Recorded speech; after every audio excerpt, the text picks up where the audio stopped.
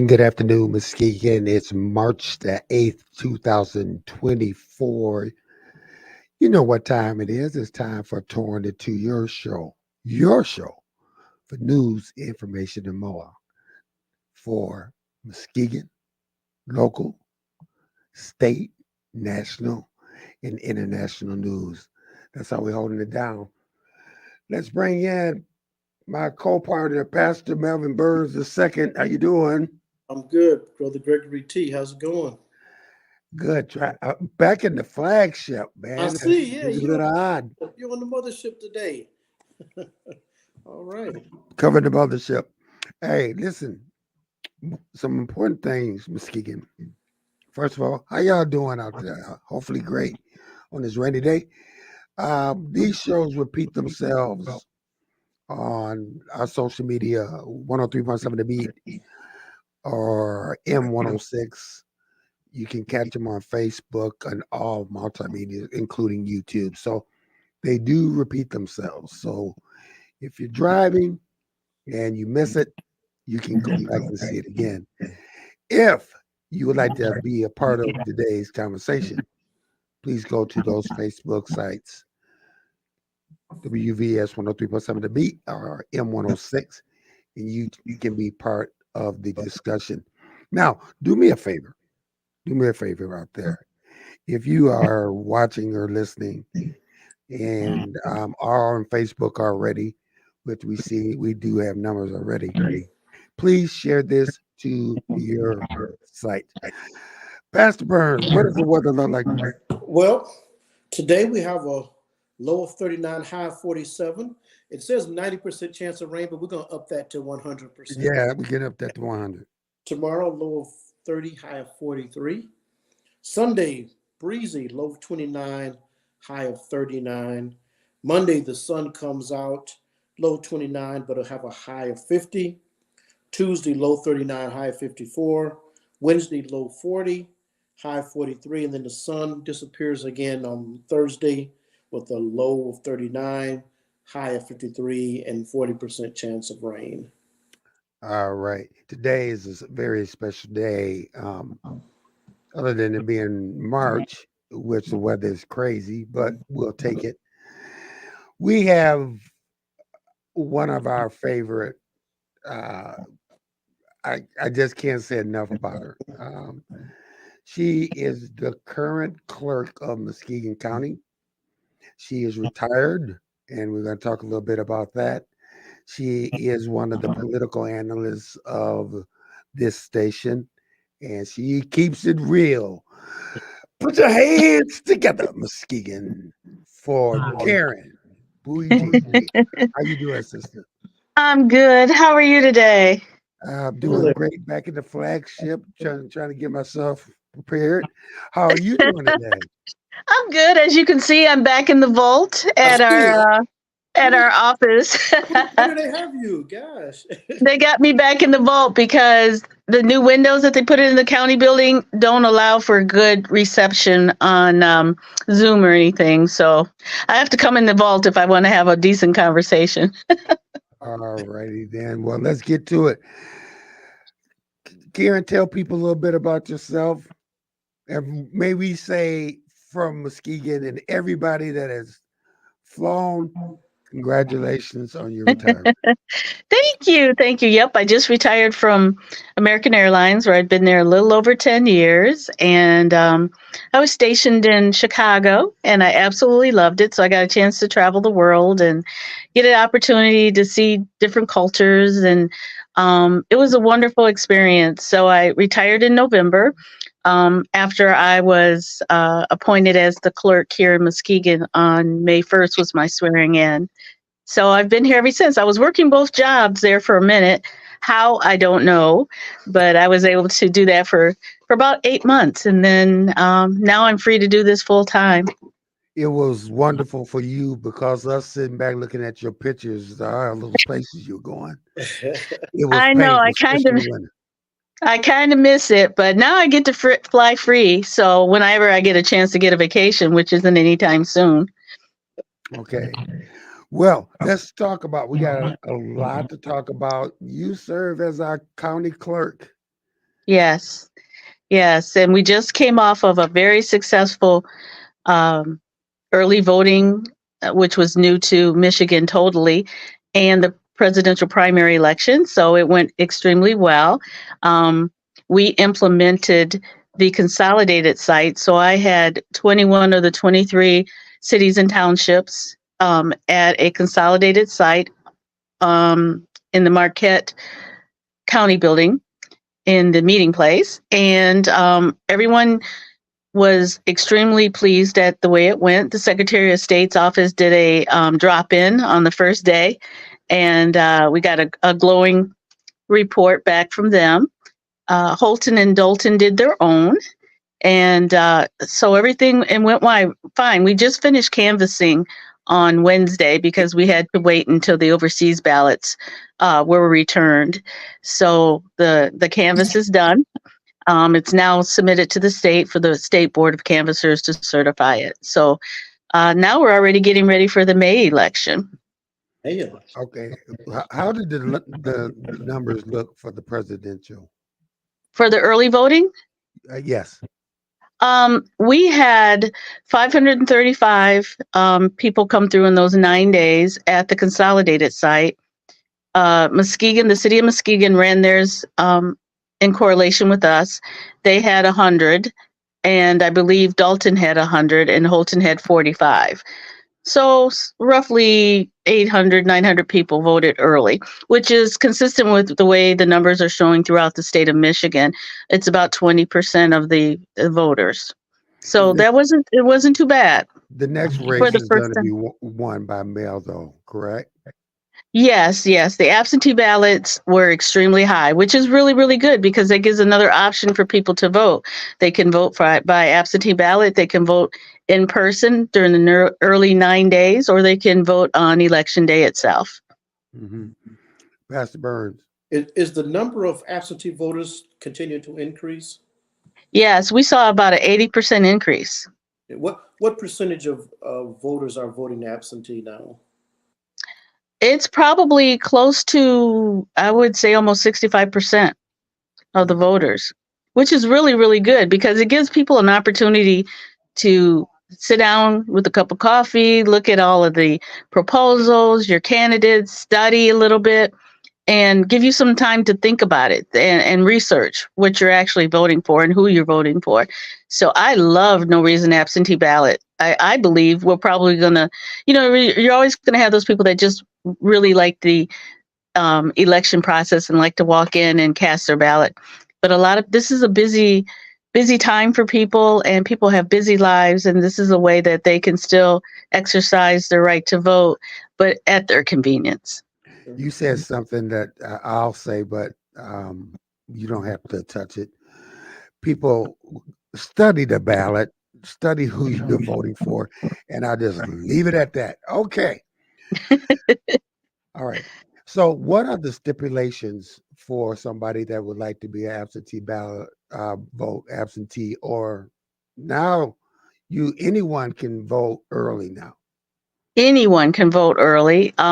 If they wish to get a continuous absentee ballot on the list to automatically get one, they contact their local clerks and get on the list for absentee ballots, and they will get an application and the ballot mailed to them once their local clerks validate their voting status. They'll stay on a permanent AV list. And so for every election, they will get a ballot, which makes it easy. Oops, our lights went out. Which makes it nice. Which makes it nice that they don't have to worry about remembering, oh my goodness, May election's coming up. I got to get my absentee ballot. If they get on a permanent AV list, then they will automatically get one. Now, what election is coming up in May? We have several proposals, school proposals. We just got information that we're going to be part of the grant is having a recall election because we have Casnovia. So we'll get about 900 people from that jurisdiction. So they'll have a ballot themselves. And also Muskegon Heights is having a special election to fill their council seat. Mm-hmm. Pastor Burns. I've never asked this before. If I get an absentee ballot, and let's say I misplace it and decide I still want to vote in person, can I do that? Yes, because a QVF, which is a qualified voter file, um, will have it indicated. The clerks enter in when they send out absentee voter ballots that that person has received one. If you choose to lose it or just change your mind and want to vote in person, you can do so. And the QVF will notify the clerk or the precinct worker that you've been issued one, and they will set it aside. They will destroy it, and then you can vote in person. So there's no way to vote twice. Karen, talk a little bit about the working relationship that you have with the other clerks. Oh, we have a wonderful clerks association made up of all the township and city clerks, and we meet once a month. And it's not only a networking time; it's an opportunity for learning. We have educational components, and we have someone that is focused on new legislation, training, and it's a way for clerks to come together. And each municipality is a little different, so but they can share ideas, share the way they're doing things, and making sure we're all on one accord as how we're doing the election process. So our relationship is really good. I look forward every month to those meetings because it really builds solidarity and making sure that we're all doing the same thing the same way. So that's how you create an atmosphere of trust and making sure that the election process is well-oiled machine because everybody's doing the same thing the same way. You talked about a well-oiled machine. Now you guys have to deal with the process of everything has to come down to you from like the City of Heights or Muskegon. The clerk has to walk that stuff to you. No more modems. No No more more. modems. And it has to literally be brought down to you. Talk about that process. Right. During election night, especially on state and federal elections like we had in February, the clerks bring in their results, their ballots, and they're entered in by us into the system. During federal and state elections, the ballots are handed over to the probate judge, who is Judge Pittman, and he takes the ballots along with police escort and locks them into a secure place in the county building until the canvass. And then the day of the canvass, which is always the following Thursday after the election, the chairman of the board of canvassers, who happens to be Bob Baker this year, he's wonderful, goes to Judge Pittman's courtroom where they're locked and gets the ballot and brings them to the Marquette office where the Board of Canvassers meets. We had 8 this time, and they represent both the Republican and Democratic parties. And they go through all of the numbers and make sure that all the numbers add up. If there's any questions about any ballot, mute ballots or ballots that were set aside, they question everything. The clerks have to make sure if there's any notations on ballots, if there's been a problem with the ballot, if there's a tabulator issue, they have to make sure that they put that in the Board of Canvassers notes, because they will call them in and ask them, what does this mean? What happened here? They're very thorough. So they ensure that the election process is certified. Question coming to you.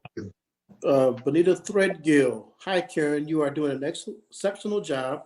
Thank you for your dedication and service. Have you seen an increase in voter turnout with the practice of utilizing absentee voting? Well, yeah, we of course we've seen an increase in the absentee voting. Um, we'll really get a good opportunity to see the entire process, I believe, in August when we have the primary, because that's going to be a big voter turnout, and of course November. But we have seen a significant increase across the state, actually, in absentee voting. Now that's a lot of work. I mean, considering that you can't, they have to walk everything down. You guys have to tabulate, put stuff in the machine. What's the odds of August and November that we might not find out a winner until the next day? There's a strong possibility. We have a really good group of clerks. So I think by going through this early voting, we have the system down packed now. This last presidential primary, I got home at about 1:30, which is pretty good. So I'm really thinking it's not going to be as long as I think we're anticipating, because they have the system down pat. As long as there aren't any hangups or with the tabulators or anything as far as any maintenance or anything like that, I think we'll be fine. Pastor Burns. And I didn't look at the numbers. How many voters did we have countywide for the primaries? I believe the last number I saw was 135,000. Okay. 135,000. So we got 135,000 people. A lot of people taking advantage of that absentee ballot, which is, like you said, is an excellent. You can take your time, study the issues like we do, and then mail them together. What is your? I'm not trying to get you in trouble, so I'll take the fastballs today. Okay. But the odds when you hear the people saying that the system can be rigged. Yeah. It's impossible. You would have to have all of the Republicans, all the Democrats in cahoots. They would all have to be part of the system, which is unable to be interfered with. A lot of people were asking me, well, are the new tabulators, are they based on websites? No, all it is a tabulator. There's nothing connected to the website. The ballots are secured prior to the election. There's nothing to interfere. There's no way to do it. The canvassers canvass the election to make sure that each ballot is counted, each vote is counted. There's absolutely no way to interfere with an election process. But I know that that narrative is out there. So one of the things that we decided to do was with the ballots themselves, in the printing of the new ballots for August and November onward, I'm having them printed on watermark paper so that it can't be duplicated. It's like the watermark paper we have for the birth certificates and death certificates, so it can't be duplicated. And the reason that came to mind was because we did get some FOIAs from, I believe it was a group called Election Integrity, and they wanted to FOIA our proof ballots. And the proof ballots have the tick marks. That's what we use to do the public accuracy testing and making sure that the ballots run through the machines correctly and that they're programmed correctly. And so that's what kind of brought to mind that we need to have another level of security. And that's why I decided to go with the election paper, watermark paper. We've coordinated with local law enforcement, central dispatch. So we're ready. Lori and I are actually going to Orlando, Florida in June to a cybersecurity conference dealing with AI and making sure that our election systems are totally secure. There's so many levels that and I think one of the things that people don't know is at early voting, we have on-demand printing, and the program, the machines are programmed to print what jurisdiction you're from. So it would literally be impossible to circumvent that system. That's good. So you still get calls every now and then from folks that think they know somebody cheated and know that did something. Yeah, they still have that narrative going around about what happened at the city of Muskegon back in 2020. They haven't let that go yet, where the absentee applications were submitted, not ballots. They've changed the narrative and made it sound like it were actually ballots that were trying to be sent out, but that wasn't the case. They were applications, and the system worked because the clerk noticed the handwriting, noticed the same addresses, the amount of applications that came in, and immediately called the authorities. And now this whole thing is in the hands of the FBI. And Secret Service. So, and I know that they're working on it because I've gotten calls from people who circulated some of those petitions, and they're like scared to death because the FBI have left cards on their door and have talked to them. So they're still investigating that and getting to the root of. It sounds like it was somebody, of course, from out of town, and that's why all money isn't good money, I say, because they were paying people with cards, and you really have to be careful. I myself would not take up with somebody that I met at a grocery store who said, "Here, you can make $100 circulating these petitions." And it's just if it sounds questionable, then 9 times out of 10 it is. Okay, I must get this out. The views expressed, the views of Gregory T. Roberts, not the radio station, not Karen Buie, not Pastor Burns. If you have any problems with the next couple seconds, please see me. People, if you hear a dog whistle, that nothing good happens in the Detroit, Philadelphia, Milwaukee, Chicago, guess who they're talking about? Hello, we'll leave it out there. Okay, now that see me about that. Okay, which that happens. All right. So back to Pastor Burns. Karen, are there any changes the Clerks Association is looking to lobby for, with the legislature upcoming? The Clerks Association, I know we're looking at increasing the marriage license fees. They've been the same since 1960. Wow. Of $20, and out of that $20, the county only gets 15. I mean, only gets 5. The state takes 15. So I went to Lansing with under the invitation of Representative Will Snyder to talk to the legislature about the need to increase our marriage license fees. So that's on the table. Legislatively, they're talking about there's a bill on the floor to make sure that anyone that has a criminal offense cannot serve on the board of canvassers through the state and local canvassers. I just came out of a meeting today, so that's why this is fresh in my mind.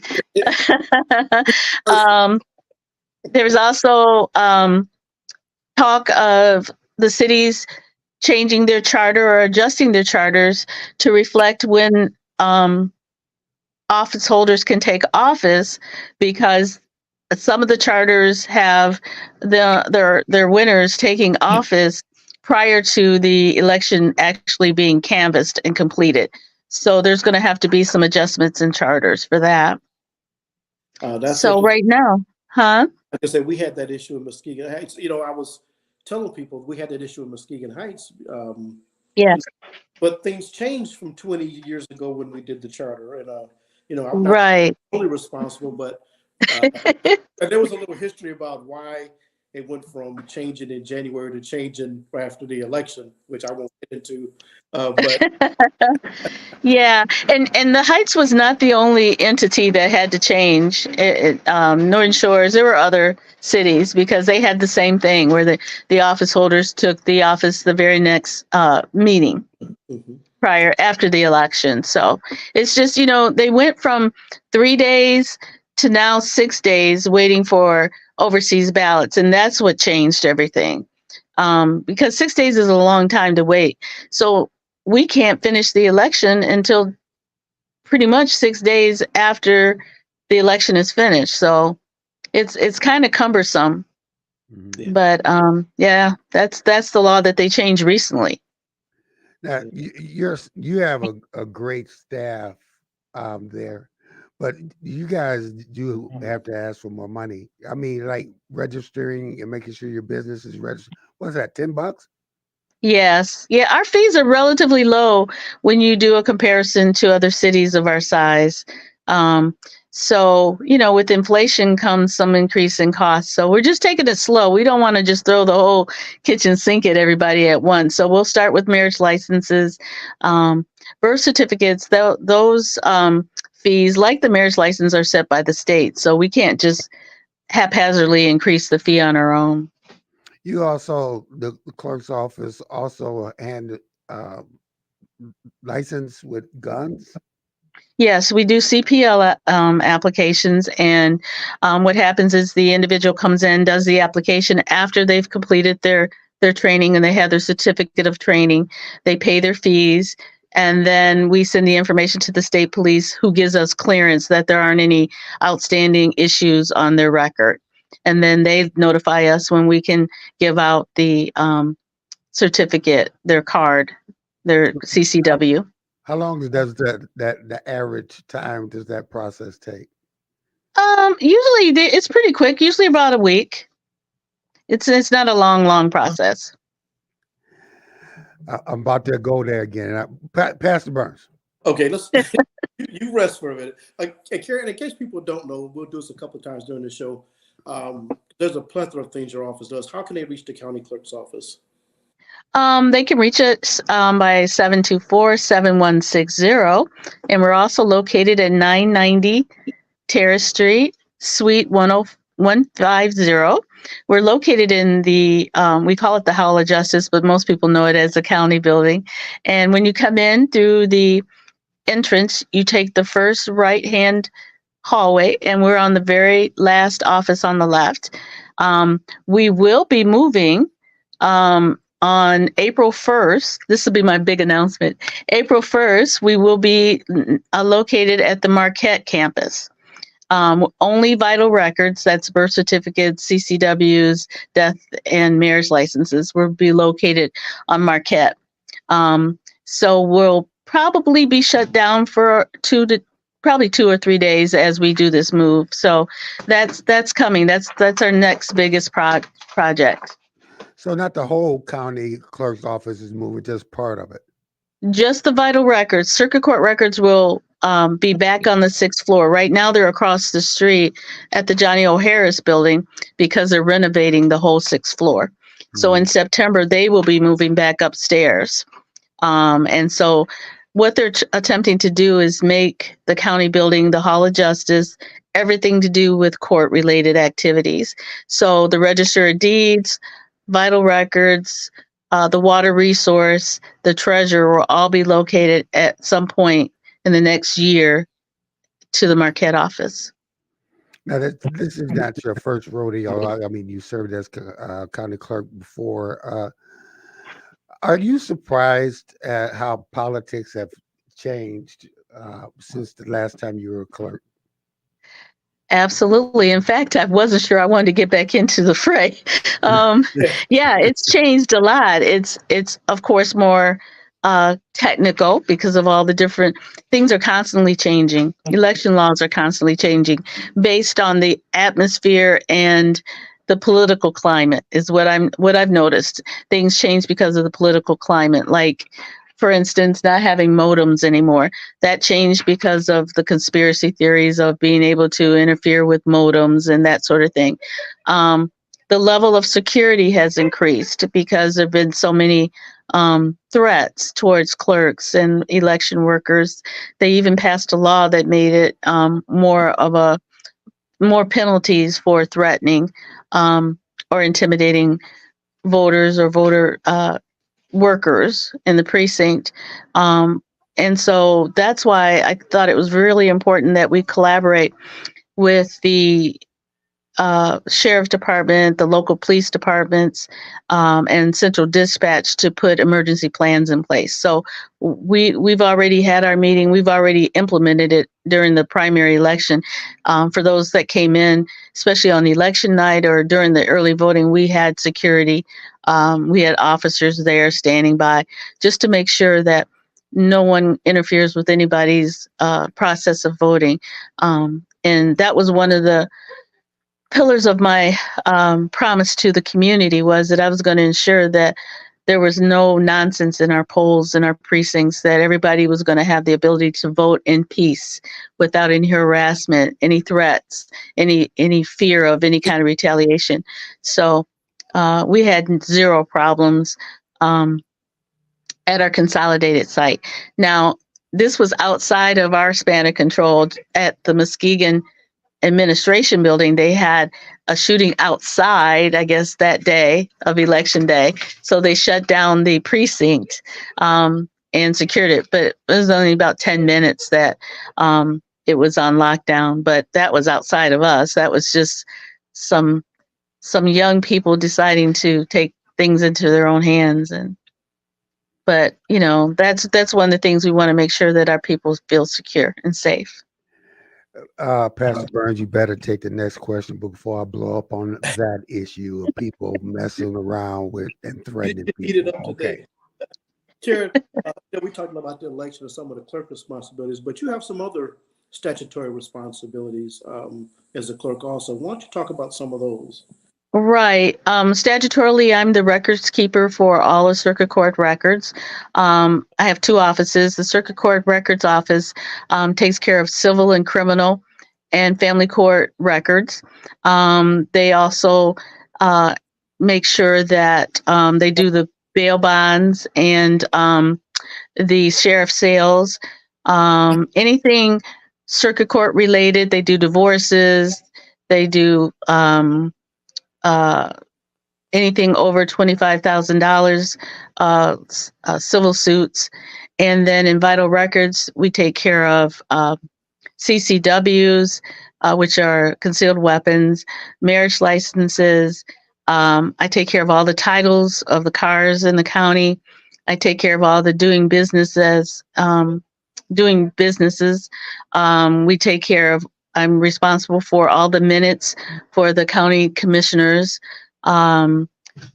We do genealogy and, of course, birth and marriage and death records. Oh, and DD 214s for the military. That's another. And I was going huh? Has that picked up people inquiring about genealogical records? Yeah, surprisingly, we have somebody in here. We have the Genealogy Society. They come in every Wednesday and they stay busy. There are people in here doing family history research and what have you. And I also forgot to mention that I'm over the juries too. We do the juror pools for the Circuit Court Circuit Court Judiciary of 14th Circuit. How are the numbers when it comes down to the jury pools? The numbers like, As far as participation? well, I'd say if we call in, say we calling in 75 jurors, we may get 50, 55. So there's always a 10% margin of error. And what happens at that point, if they no show for a jury, they're sent out a failure to appear notice, and they can either pay a $50 fine, or they can choose to do community service, or they have a choice to go before the judge. If they don't do any of that, then the judge puts out a warrant, and they can pay $75 if they get picked up on the warrant, and then they're rescheduled for jury duty again. Wow. Have you ever been called for jury duty, Karen? I haven't, and I would really love to because I'm nosy. I want to know what goes on during deliberations, but that'll never happen in my lifetime now. But yeah, I thought it would be pretty cool. I got called twice. I got dismissed once, and I had a case one time. Well, yeah, it's interesting process, isn't it? It is. It is. I mean, Yeah. Government. I was kind of excited about it, but yeah. When I got dismissed, I wasn't real. I'm kind of glad I did get dismissed. Yeah, some of the cases. Yeah, some of the cases can be very heart wrenching. Like we had the case with the mother and her son who starved the little boy to death. That was hard to watch and hard to see. So there's some cases that jurors, I believe, if they get called on those kind of capital murder cases like that, they should never have to serve again because they're so traumatized by some of the cases that they have to sit on. Wow. That's in and out. We are talking to Karen Buie Jenkins, the county clerk. This is March 8th. We're at the bottom of our hour. All right, Karen, I got to throw you a fastball. Just this one. I mean, and it's not bad, but how does it make you feel when you hear all the people, So the accusations of fraud, when you know the level of security, and you guys have to go through FOIAs and all kind of stuff. Your thoughts or opinion? It gets frustrating sometimes, but then I have to take into account that everybody doesn't understand this process. And if you repeat the same lie over and over again, it becomes the truth in your own mind. And so that's what's happened. A lot of the misinformation that's gone out about election integrity has gone out, and people believe it.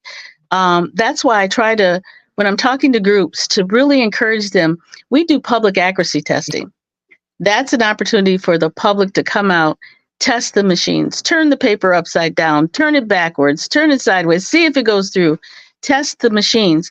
But they don't want to do that. They want to just sit back and criticize and make these false allegations, and they have no basis. They have no proof. They have not one shred of evidence. All of it is, and that conspiracy stuff it gets old after a while because you're constantly fighting the lies.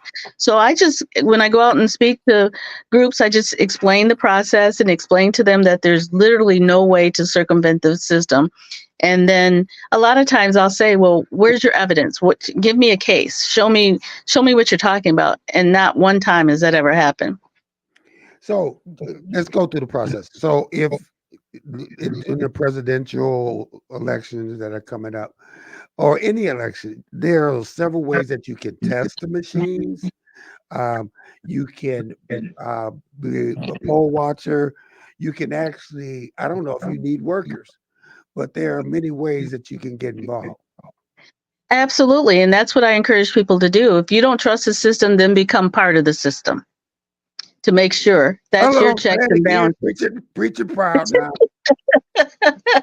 Yeah, I mean, that way you put to rest any of your concerns because you're right there. So if they start talking about conspiracy, they're talking about you. If you've been part of the process, and that will help eliminate that. But majority of the people that are doing these conspiracy theories don't ever get involved in the system. They just sit back and make these scariest allegations to workers, and the majority of precinct workers are elderly people that have worked these elections forever, and know what they're doing. They go through training. It's not like they just walk in and start pushing buttons. They actually go through a precinct and electors training. So these are trained individuals, both Republican. We have to have the same number of Republicans as we do Democrats. So it's a fair election that's being watched by both parties. So to say that, there's any kind of questionable activity during the elections as far as the processing, it's just absolutely ridiculous. That's Burns. Karen, not only the polling, but people can observe the board of canvassers also, can't they? Oh, yes, absolutely. And normally, I've only seen one person normally there for the board of canvassers, and surprisingly, one of the board of canvassers who happens to be on the opposite side of the aisle said the other day to me after we were finished, she's like, they don't understand. They don't understand what goes into this process. This is a lot of work, and this is a lot of checks and balances, and there's no way anything could be spurious. And so hopefully she spreads the word. And that's why I told her, I said, well, go out and share your experience and explain to them what the process is, that there is just absolutely no way that they can put votes in that weren't there. The machines tabulate everything. The tabulation has to match the number of ballots given out. So there's a checks and balances at every level. How important is the fact that we used to, as kids, go learn about this in civics or whatever? We would do mock elections, go down there and use the old machines and all that Yes. kind of stuff. How important is, number one, for that to come back, and two, for family members, like I always took my kids to vote with me to explain Right. the process. Yeah, I think that's invaluable. And that's been part of the problem, I think, with our younger voters, those that are getting to be 18. And that's one of the things that we were working on, going into the schools and bringing that back in. I don't even know if they have civics classes anymore. like we did, but I think it'd be really important to have an election day, even if they're doing their class president and treasurer and that stuff, but use our machines and get them used to looking at what a ballot looks like and how it goes through the machine. So when they do reach the voting age, it's nothing intimidating to them. They know exactly what to do. So that's one of the things I really want to implement, along with having mentor programs for those high school seniors that are getting ready to go off to college and make their career choices, to spend time in our offices and see what it's like to be in front of the commission and taking notes and going through what we do here and looking at how the processes work. Because what's happening is people are getting in these positions like me, my age, we're not super young, and we're not mentoring younger people to come behind us and fill those voids. This is not a job you can just walk into and just know what to do. It's so complicated. And it's a learning experience every day. Things change. Issues come up you've never dealt with before. You're dealing with the state, you're dealing with the legislators, you're dealing with Secretary of State directly. And so we need people that have at least been exposed to this type of information and career choice to see if that's something that they'd be interested in doing. I think we need to start mentoring younger people. That's Burns. I'm asked this question, and 5 years ago, I think I would have thought differently. But do you think we'll see a day where we'll be able to vote online on our computers? No. Yeah. I can't even imagine that, because that would be such a can of worms to open up, as far as, there's too much interference with like Russia and Japan and, them interfacing with our internet and the AI. I don't ever see that happening. I think it'll always be mail in and in person. 5-10 years ago, I'd have thought we were going to head that way, but I don't. We're kind of regressing where we want to see the bodies more these days. Yeah, we're regressing back. I wouldn't be surprised when we ended up back with just paper, like we used to do. Big green machines. Yep. But that has to be frustrating when technology has grown so far, and you can't even use modems. True, I liked modems. I could have my results within 10 minutes. So I felt like, and I think we shared this before, when I was flying one time and the election results were coming in so slow, and I just was ignorant to the fact that they had gotten rid of modems, so I couldn't figure out what was taking so long. But I unduly made that criticism, not really understanding that they had totally gotten rid of modems throughout the state of Michigan. So we're back to the old time, driving them in from Casnovia and Ravenna and waiting until they can get in. Do you see it at one point in time that maybe they might return to some kind of technology and you not have this problem, or we're going to end up where you guys the clerks are always walking the stuff back down to you? Oh, well, I think technology will get to the point, I think maybe the election systems people will come up with a way to do it where it's not internet based. It may be a separate line that they do with the phones or something. They'll come up with something. Technology moves so fast. I just don't think it'll be internet based. Okay, that's Burns. Yeah. Karen, we talked about some of your other responsibilities. Is it, I'm trying to think, is it redistricting? Are you part of the redistricting board also? Yes, it would be myself, the treasurer, the register of deeds, and the sheriff. Okay. So we won't see that in the near future. Oh, no. Hopefully. Yeah. No, I don't want to do that. That's the only time that partisanship comes into play. And that's why I'm loving my job now. I can be really nonpartisan. I just do my job, make sure that everybody gets the right to vote. making sure, I could care less what party they subscribe to. It doesn't make any difference. I just want to make sure that the election process goes smoothly and that everybody feels that their vote counts. I was talking to somebody about local government the other day, and you remind me of that. You're elected partisan, but how few things you do on a daily basis have anything to do with with your party affiliation.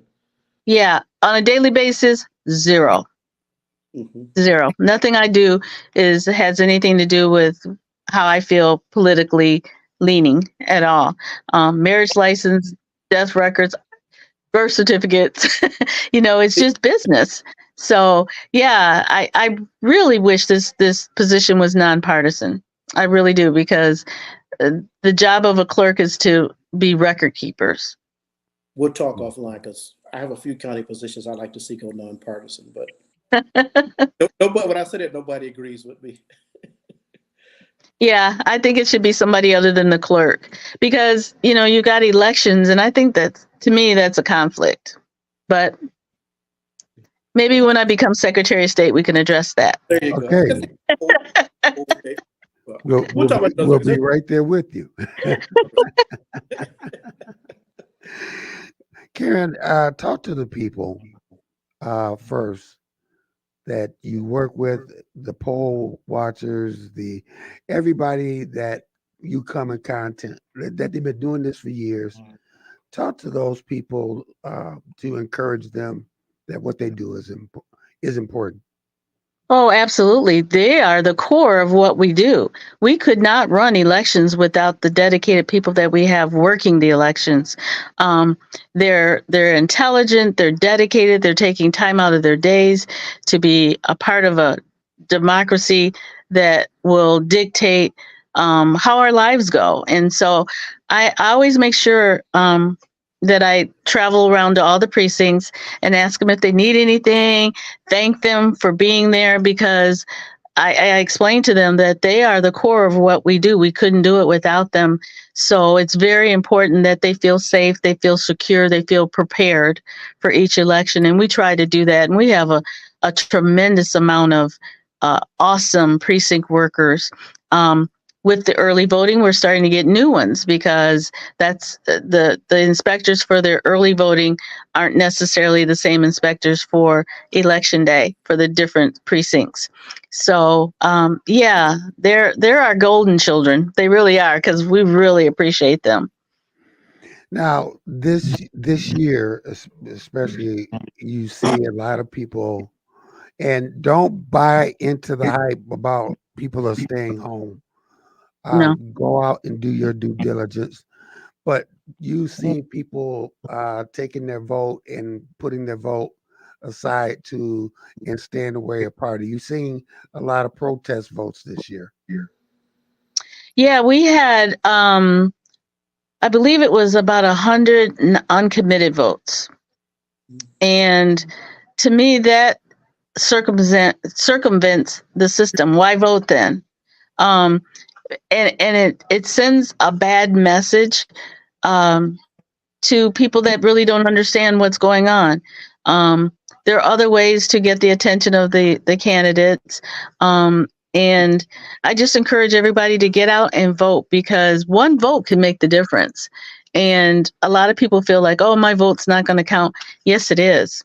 It could be the difference in us getting the right person or the wrong person into a specific office. So I just want to encourage everybody that voting is such a privilege. Having come from a family of civil rights people who, like my great uncle, died protecting the rights of Blacks and poor whites in the South and women to vote. And there's been a lot of bloodshed. And so we're standing on the backs of our ancestors now, having the full rights and ability to vote.